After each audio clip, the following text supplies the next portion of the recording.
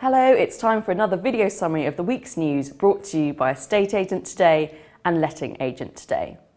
First off this week, we have the sales market, and not for the first time there's what looks like contradictory news on how it's performing. The good news from HMRC was that there was over 100,000 transactions in June. That's the highest figure so far this year. But the less good news was that figures from Moneypenny, which is the estate agent's telephone answering service, plus price data from both Zoopla and Rightmove, all suggest there's no long-term bounce for the market after the general election. In other words, they all show that the market is ticking over as we approach midsummer, but with nothing more spectacular expected for the autumn.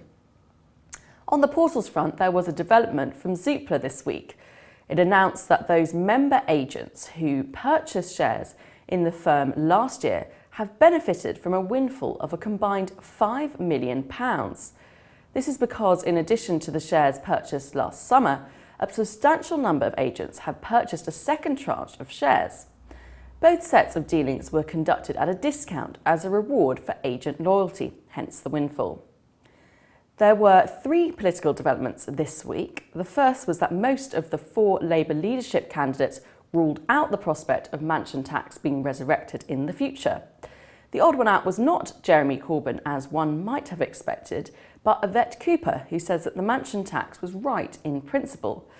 Corbyn, by contrast, wants a re-evaluation of council tax to take account of house price inflation in recent years. That's a view shared by many Conservatives. The second piece of political news was that the government's extension of the right to buy scheme to housing associations has been watered down by the House of Lords. We'll have to wait until the autumn to see if MPs in the Commons agree to the diluted version. And the third political initiative involves Labour, this time in the London borough of Islington, where the council is trying to deter buy to leave. This is when high-end investors buy a new property and leave it empty and just wait for it to appreciate before they sell it again.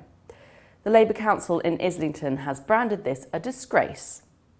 The biggest news on the lettings fronts this week involves some crystal ball gazing, but the predictions produced by the business consultancy PwC will probably come as no surprise. It forecasts that by 2025, almost 1 in 4 households in the UK will be privately renting. It also forecasts that in the same period, the proportion of people renting aged between 20 and 39 will rise to an extraordinary 50%. The reasons are only too familiar. Too few homes being built to satisfy a growing population, meaning prices are high and deposits being unaffordable to many younger people. One consequence of all this is that owner occupation will be going out of fashion. PwC predicts that by 2025, only 60% of people will be owner-occupiers, the lowest for half a century. Still with lettings, there was news from Sheffield this week that the council there has become the first outside of London to clamp down on letting agents that had not joined a redress scheme. It's been mandatory since October to be in one of 3 schemes, but Sheffield Council found that 22 of its 200 agents had not joined. The authority has fined them a total of £37,000. And finally this week, a heartless mugger in Pinner, Middlesex, attacked an elderly woman on the street one evening. However, the story doesn't end there. Enter Holly Pendrid, a 25-year-old lettings agent working for the local branch of Gibbs Gillespie. She spotted the incident as she drove from work and comforted the victim until the police arrived. Then she jumped in the police car and toured the local streets with officers until she spotted the mugger, who then had his collar felt by the strong arm of the law. Well done, Holly, and the good news is that the victim is unhurt and her stolen belongings have been recovered. That's it for this week. Thanks so much for watching our video. We'll be back again next week, but if you want to keep up to date in the meantime, check in every day to read the news from Estate Agent Today and Letting Agent Today. See you next time.